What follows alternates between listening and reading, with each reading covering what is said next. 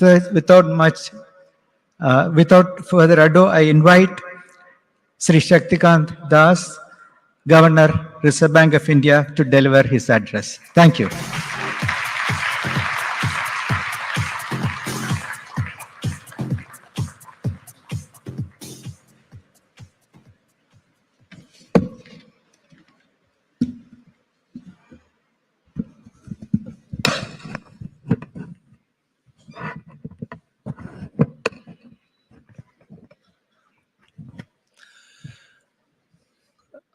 Good afternoon. I hope I'm audible to the last section in this hall. It's indeed overwhelming to see such a large gathering here of serious players in our financial sector and in particular the fintech sector.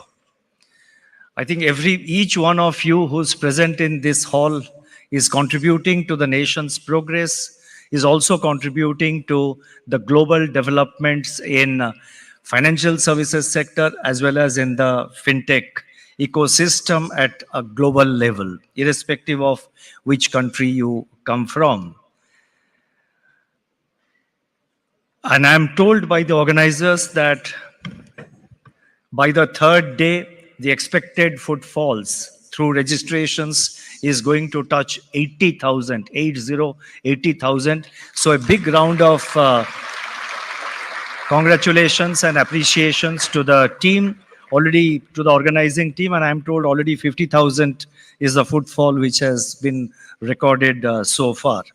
So with that, let me begin my address. Shri Chris Gopal Krishnan, members of the organizing team, dignitaries present in the audience, CEOs of banks, NBFCs and fintech companies and their other executives, members of media, ladies and gentlemen. I am very happy to participate in the 5th edition of the Global Fintech Festival, GFF. I would like to congratulate the organizers, the NPCI, the PCI, and the FCC for bringing together diverse stakeholders from the fintech ecosystem, including fintech innovators and companies, banks, NBFCs, regulators, and others for this year's GFF. This event has grown into a much-awaited fixture in the calendar of not just the fintech industry, but also of the broader technology ecosystem.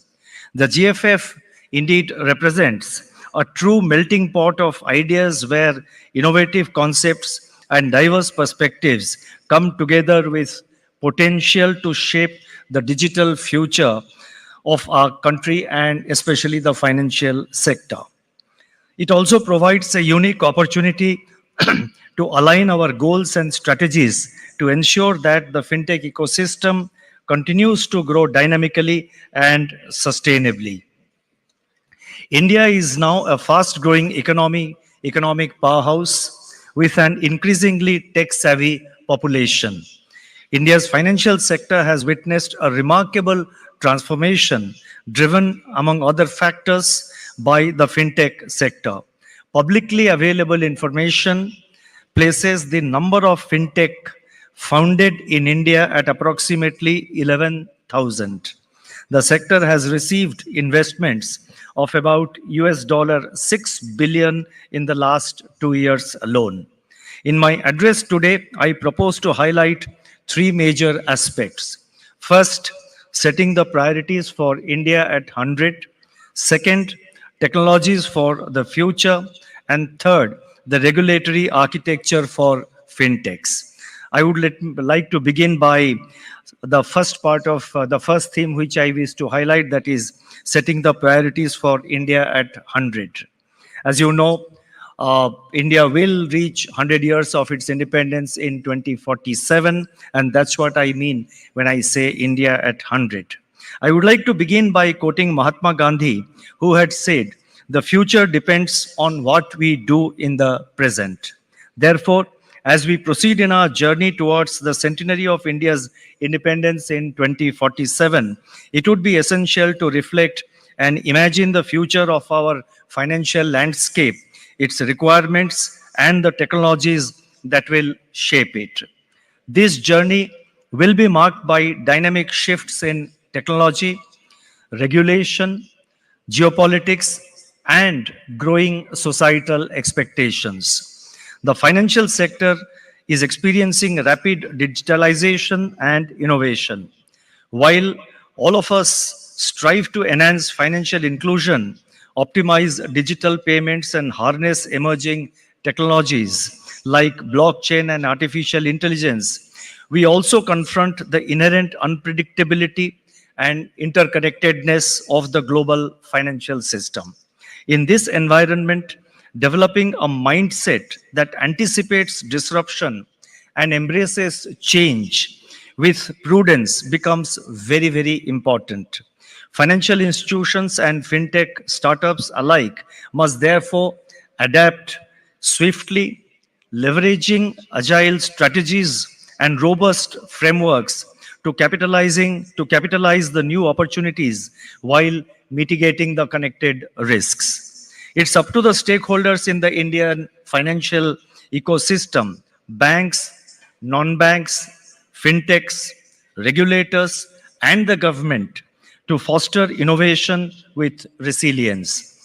While the fintech ecosystem is ushering in much needed personalization and contextualization of finance for consumers, the context needs to be broadened to build a financial system that serves the broader society. To achieve these, I wish to propose the following 5 policy priorities for the future of India's financial system. The first policy priority would be digital financial inclusion. As a policy priority, financial inclusion should ensure that everyone has appropriate access to financial services. The Reserve Bank's Financial Inclusion Index, which we launched in 2021 and which measured 53.9 in March 2021, has gone up to 64.2 in March 2024. So from 53.9 in 2021 March, it has gone up to 64.2 to this year's, that is March 2024. As a country, we have succeeded in ensuring banking access to every village within a 5-kilometer radius or a hamlet of 500 households in hilly areas. So far, 530 million Jan Dhan accounts have been opened under a national mission. And incidentally, as I'm speaking to you, the Jan Dhan scheme of the government has completed 10 years since its establishment, and its progress is there before all of us to see. Initially, the apprehension was that all these accounts will be zero balance accounts and there will be no activity, there will be no sort of transactions taking place through such financial accounts. But I think the experience over the last 10 years has completely belied such apprehensions. And today, there are 530 million Jan Dhan accounts, most of it, in the name of women, and many of it in the name of women. And the total savings bank savings in these accounts, I don't recollect the number, but it is a huge amount. And I have to also mention that of the Jan Dhan accounts, 66% of the accounts have been opened in rural and semi-urban areas, and 55% with women beneficiaries. While significant strides have been made in expanding financial inclusion, the evolving landscape demands a shift towards digital financial inclusion.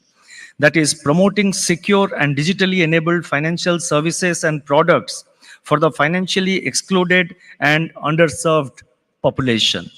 Digital financial inclusion has the unique advantages of scalability and cost effectiveness. Accordingly, the next 2 decades will predominantly be about leveraging technology to deliver accessible and tailored financial services that meet diverse needs. In the pursuit of digital financial inclusion, fintechs may strive to offer innovative and accessible financial services, bridging gaps in traditional banking with digital payment solutions, microloans, and affordable insurance. They can enable seamless access to financial services in remote areas through mobile banking apps, digital wallets, and online lending platforms with superior and safe customer experience. The use of data analytics and AI could further enable personalized and efficient financial solutions. I would now like to highlight and speak on priority two. I said that there are five priorities I would like to highlight. Priority one was digital financial inclusion. Priority two is digital public infrastructure or DPI. The second key policy priority would be to further deepen digital public infrastructure. DPI, which encompasses frameworks like digital identity, that is Aadhaar, universal fast retail payments, that is UPI, and targeted payment solutions like platform for bill payments will enhance the efficacy of the financial system in general. They would be key tools to promote interoperability, transparency, and cost effectiveness.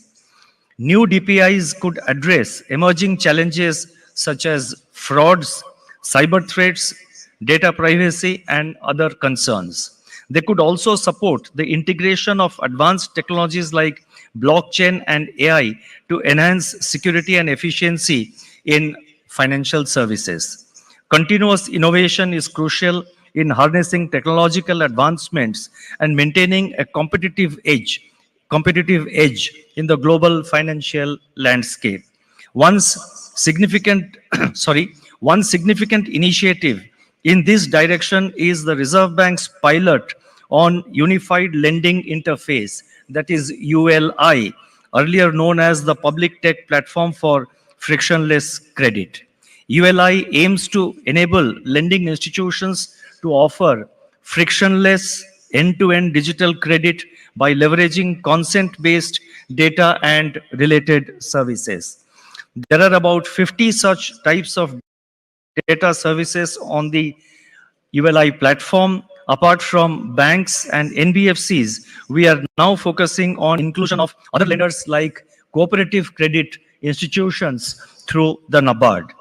A full-scale launch of the ULI will be done in due course. As I said 2 days ago in another event in Bangalore, the new trinity of JAM, UPI, ULI will mark a revolutionary step forward in India's digital public infrastructure journey.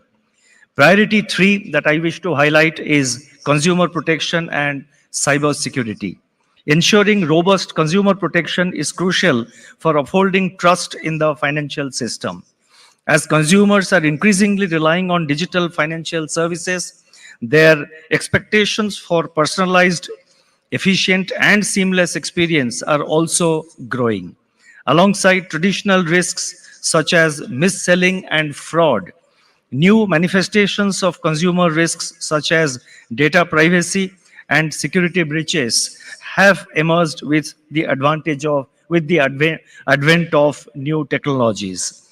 Leveraging technology for real-time monitoring and ensuring regulatory compliance will be essential to address these challenges effectively. The Digital Personal Data Protection Act 2023, that is DPDP Act 2023, is a cornerstone in India's consumer protection landscape. It marks a significant shift towards safeguarding personal data. This act enshrines the principles of data minimization and purpose limitation to ensure that organizations collect only necessary information and use it solely for specified purposes for the required period of time. It empowers individuals with the right to access, correct, and erase their data, thus giving consumers greater control over their personal information. This act incentivizes businesses to adopt robust data protection measures, which will ultimately enhance trust in the digital transactions. Dark patterns such as misleading buttons, hidden charges, and forced continuity have become big concerns in the digital marketplace. The Guidelines for Prevention and Regulation of Dark Patterns 2023, issued by Government of India, is an important step to protect consumers from unfair application of technology in businesses. These guidelines aim to identify, prohibit, and penalize restrictive and misleading practices so that consumers can make informed choices. On their part, banks and fintech NBFCs are expected to adopt a customer-centric approach, implement robust security measures, offer transparent financial products, and adopt fair lending practices. Algorithmic decisions need to be fair and unbiased and treat customers equitably. Minimizing technology risks requires investing in resilient IT infrastructure and continuous monitoring to protect against cyber threats and technical failures. By embracing these principles, businesses can enhance consumer trust, foster long-term relationships, contribute to a more secure and reliable financial ecosystem, and ensure their own long-term viability. Beyond these steps, cybersecurity emerges as a critical pillar in safeguarding India's digital financial ecosystem from a systemic stability perspective. As financial transactions increasingly migrate online, the threat landscape is expanding exponentially. Investing in state-of-the-art technologies such as AI-driven threat detection, analysis, and mitigation, along with clear focus on improving human resource capabilities, are indeed necessary to bolster resilience of our information systems. Promoting cybersecurity awareness among consumers and employees alike are essential steps towards building a secure digital economy.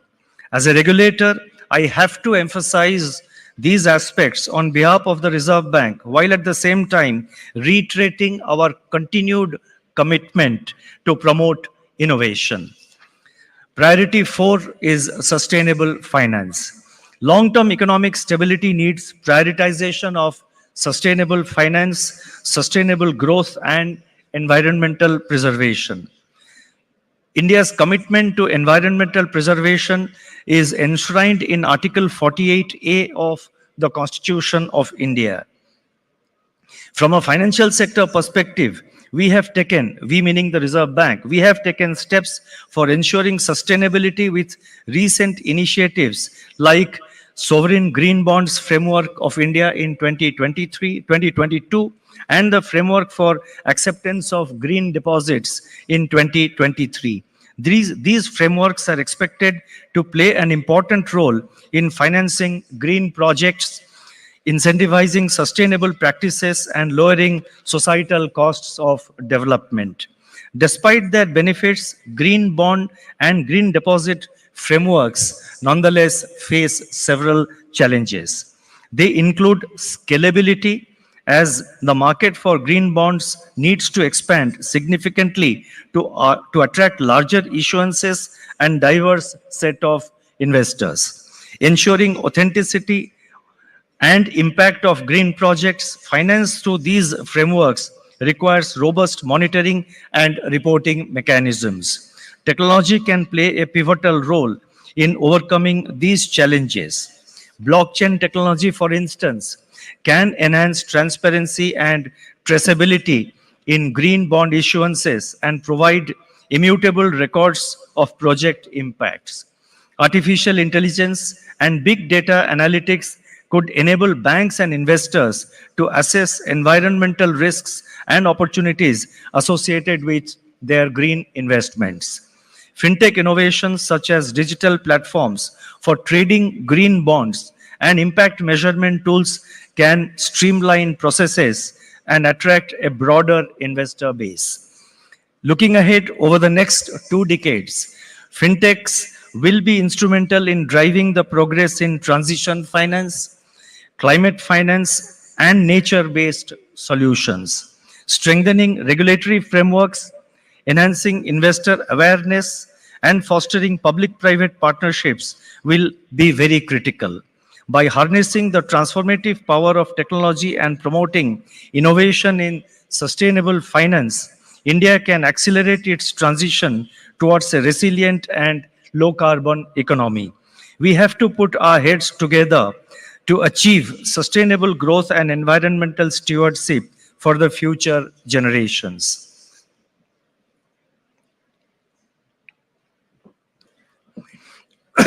I would now like to focus on priority number 5, that is global integration and cooperation.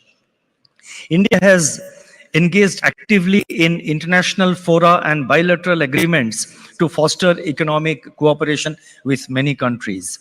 Going forward, strengthening financial infrastructure, including cross-border payment systems, will be our key focus areas. India, with its tech talent and evolved financial fintech ecosystem, holds the potential to serve as a global hub for digital innovation and fintech startups.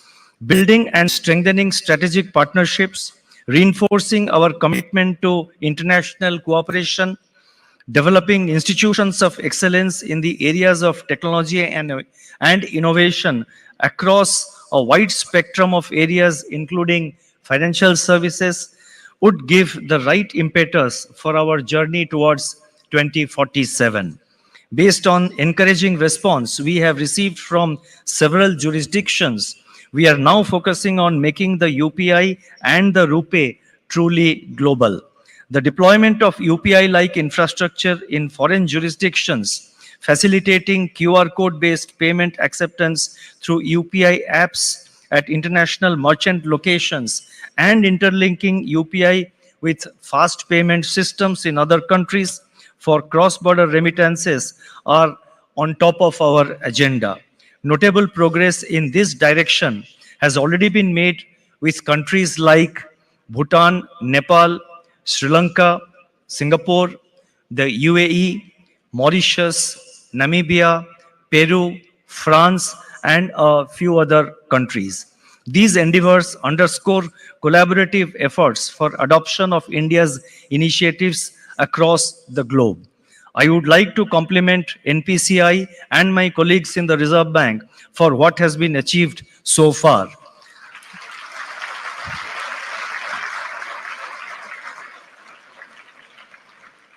But we must resolve to do more in this national endeavor. And that's a message. We have done a lot, but we have to do more.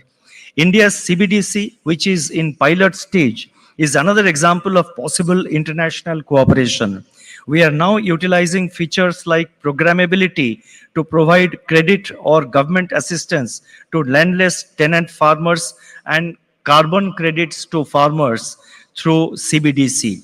While we have successfully demonstrated the interoperability of CBDC with retail fast payment systems like the UPI, we continue to gain from our experimentation on offline solutions. As we make progress, we would be happy to cooperate with other nations in their CBDC efforts.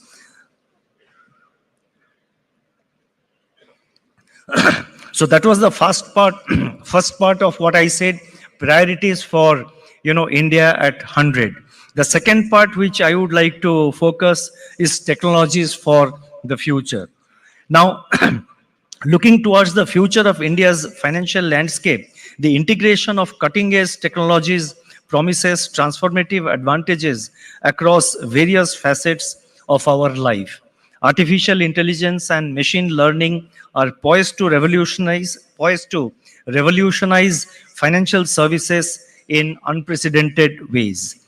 AI algorithms are already being deployed for fraud detection. Machine learning models are increasingly being employed in credit scoring, leveraging predictive analytics to assess creditworthiness and expand access to credit. AI-driven chatbots and virtual assistants are steadily enhancing customer service experience by providing personalized recommendations, resolving queries promptly, and improving overall satisfaction. As AI and ML capabilities continue to evolve, Their potential applications in regulatory compliance, investment advisory services, and algorithmic trading are expected to further redefine the financial landscape. Simultaneously, we should also fully understand the risks posed by AI and facilitate calibrated and responsible adoption. Players in the financial sector, central banks, and governments should facilitate development of trustworthy AI, keeping in mind the concerns surrounding data privacy, explainability, accountability, and transparency. What can be a desirable model for governing technologies by AI may perhaps be a key issue for discussion among the experts assembled here and in the next 2 days. Now, the Internet of Things represents, that is IoT, represents another frontier of opportunity for the financial sector. IoT devices embedded with sensors and connectivity capabilities are reshaping the payments ecosystem by enabling seamless transactions through connected devices such as wearables and smart appliances. Further, IoT-driven data analytics offer insurers real-time insights into policyholders' behavior and risk profiles. They can facilitate personalized insurance offerings and dynamic pricing models. IoT-enabled devices in supply chain finance and asset tracking have the capacity to streamline operations, enhance transparency, and mitigate risks. As IoT as IoT adoption grows, collaboration between fintech innovators and IoT developers will be crucial to harnessing its full potential. Now, let me turn to quantum computing. Quantum computing holds great promise as a game-changing technology with profound implications for cryptography, financial modeling, and risk management. Its potential to perform complex calculations at great speed and scale poses both opportunities and challenges. In cryptography, quantum-resistant algorithms are being developed to safeguard sensitive financial data from quantum-enabled cyber threats. In financial modeling, quantum computing's ability to process vast amounts of data and simulate complex scenarios promises to revolutionize portfolio optimization, trading strategies, and risk assessment. Moreover, quantum computing's potential to solve optimization problems could enhance real-time decision-making processes and improve predictive analytics in risk management. As these future technologies continue to evolve, their integration into India's financial ecosystem will require strategic investments in research and development, collaboration across sectors, and proactive regulatory frameworks to ensure ethical deployment and mitigation of potential risks. The Reserve Bank is fully conscious of all these issues, and we are giving due attention